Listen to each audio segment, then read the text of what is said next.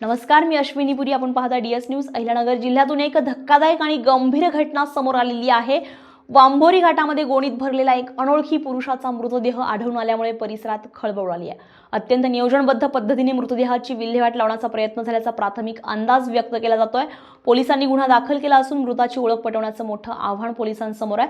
नेमके काय आहे हे संपूर्ण प्रकरण पाहूयात बातमीत सविस्तर. अहिल्यानगर शहर आणि परिसरात गुन्हेगारीचे थैमान सुरू असतानाच आता वांभोरी घाटामध्ये गोणीत भरलेला अनोळखी पुरुषाचा मृतदेह आढळून आल्यामुळे मोठी खळबळ उडाली आहे.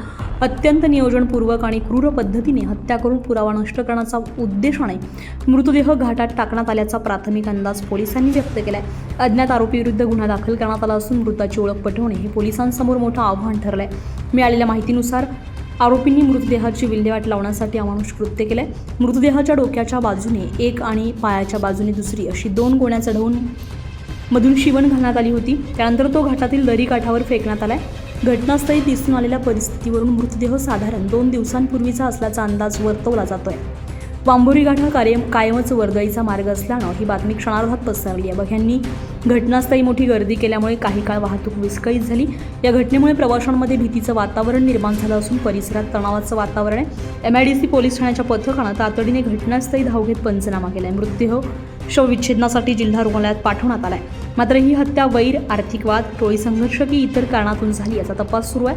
पोलिसांकडून परिसरातील CCTV फुटेज, मोबाईल लोकेशन आणि बेपत्ता व्यक्तींच्या नोंदी तपासल्या जात आहेत. शवविच्छेदन अहवाल त्यानंतर आल्यानंतर मृत्यूचं नेमकं कारण स्पष्ट होणार आहे.